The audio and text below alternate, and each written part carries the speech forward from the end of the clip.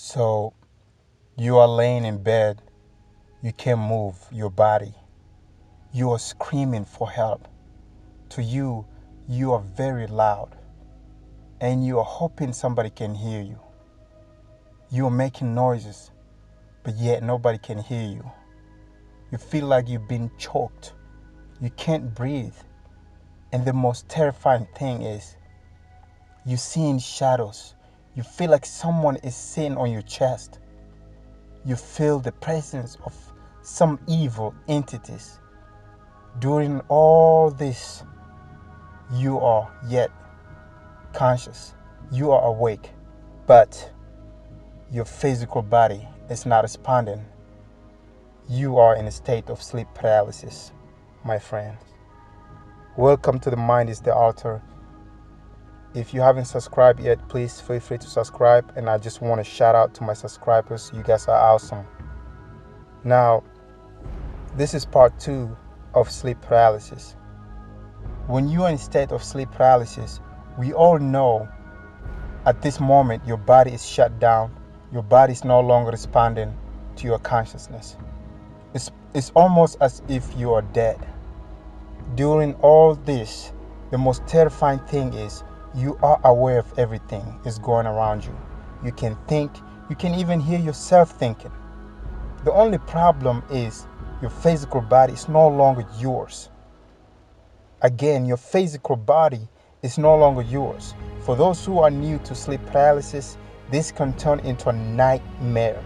If you tell your doctor about sleep paralysis, they will most likely tell you it's caused by anxiety, not enough sleep, your diet, blah, blah, blah, right?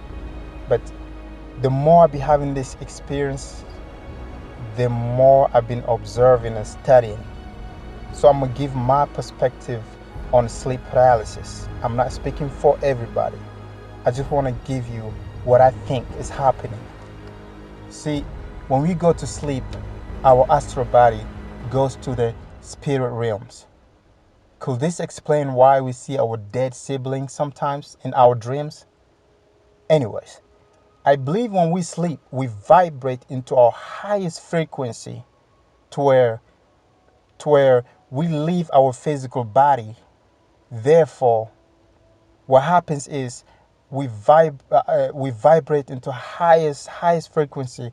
Now, our soul goes into these higher realms, the spirit realm, you want to call it, while our physical body is just laying there.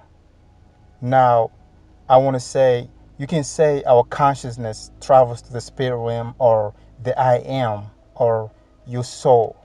Because once this astral body leaves your vessel, your body, you're just a shell laying there.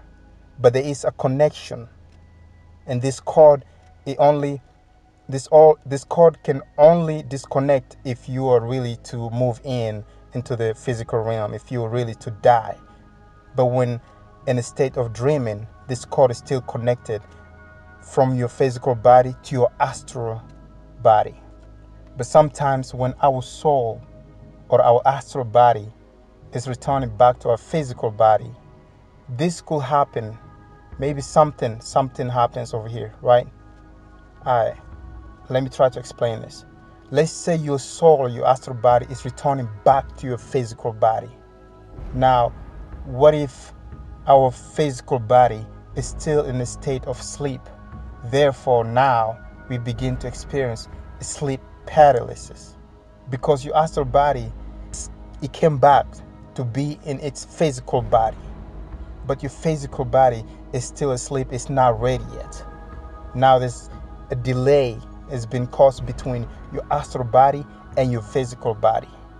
Now, what happens is, during this episode, the body is shut down, but you are fully consciousness and you are aware of everything. Now, since you are fully consciousness and you're aware of everything, you're still vibrating into your highest frequency. You're in tune to the fifth dimension. And now we all know if you are vibrating into your highest frequency, you are now seeing shadows, people, spirits, ghosts, or other entities. Because You're in tune into this vibration. You are vibrating into a highest vibration, and now your sixth sense, or your all your senses, are 10 times stronger than the third dimension, and therefore you can feel other entities, energy around you.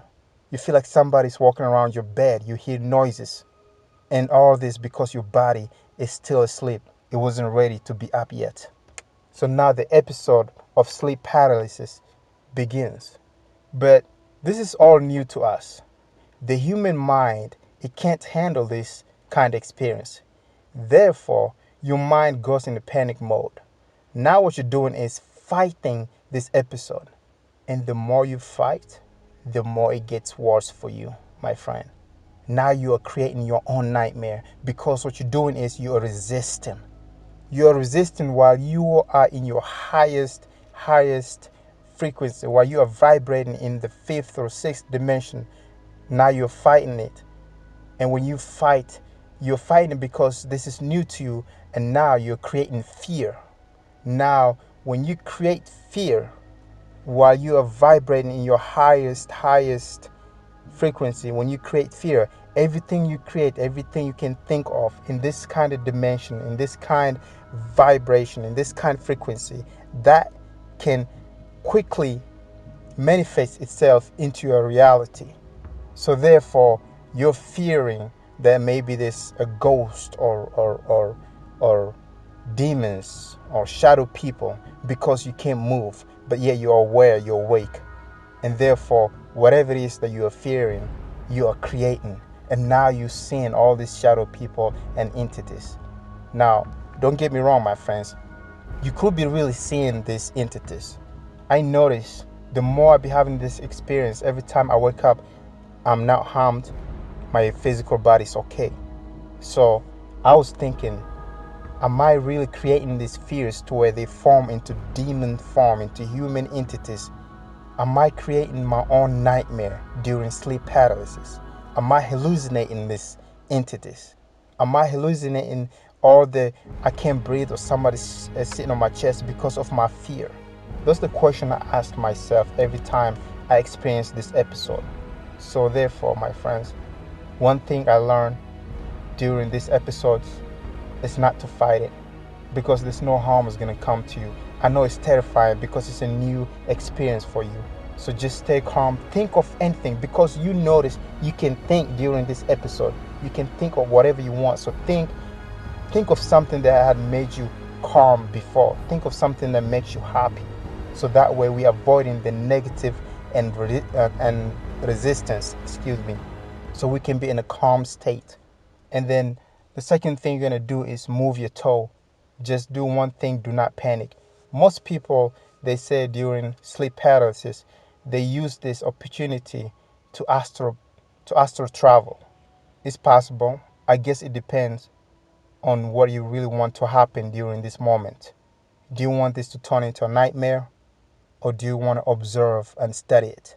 I'm going to have to cut this short, my friends. I'll see you in the next audio.